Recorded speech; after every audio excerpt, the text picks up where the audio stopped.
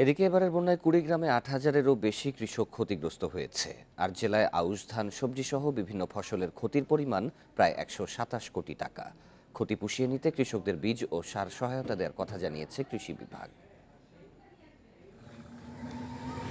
ভারী বৃষ্টি আর উজানের ঢলে কুড়িগ্রামে প্লাবিত হয় ৪৯ ইউনিয়নের ৩ শতাধিক গ্রাম।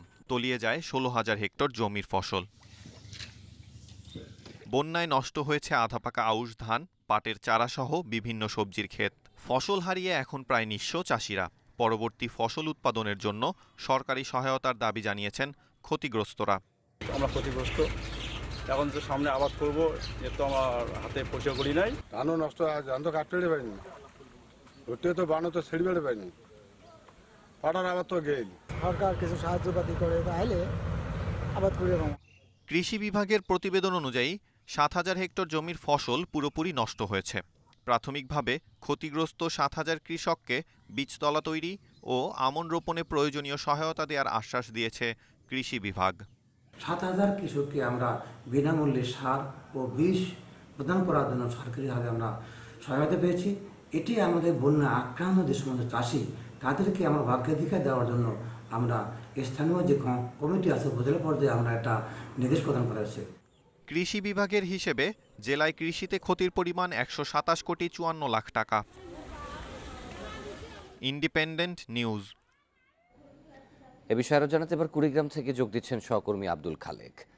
খালেক, বন্যায় ক্ষতিগ্রস্ত যে কৃষকরা রয়েছেন তাদের সাহায্য সহযোগিতার বিষয়ে কৃষি সম্প্রসারণ অধিদপ্তর কি তথ্য জানিয়েছে, বিস্তারিত জানাবেন।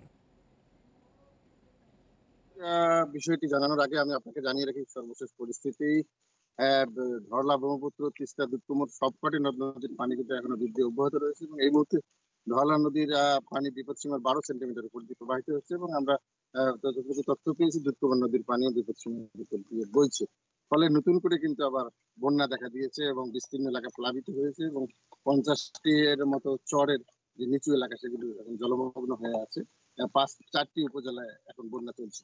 আর আপনি যেটি বলছিলেন যে কৃষির ক্ষয়ক্ষতি কিন্তু আগাম বন্যা হওয়ার কারণে ব্যাপক ক্ষতি হয়েছে, বিশেষ করে পাট, বীজতলা, আউশ এবং সবজি ক্ষেতের ব্যাপক ক্ষতি হয়েছে বিভিন্ন জায়গায়।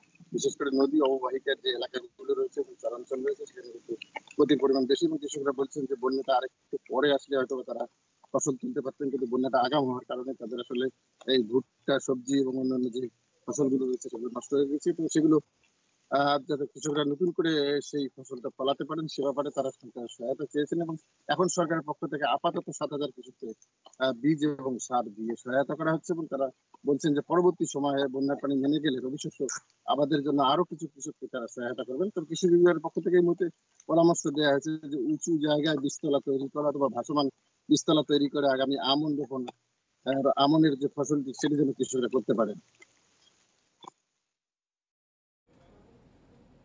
কুড়িগ্রামের বন্যা পরিস্থিতি এবং কৃষিতে ক্ষতির বিষয়ে জানাচ্ছিলেন সহকর্মী আব্দুল খালেক।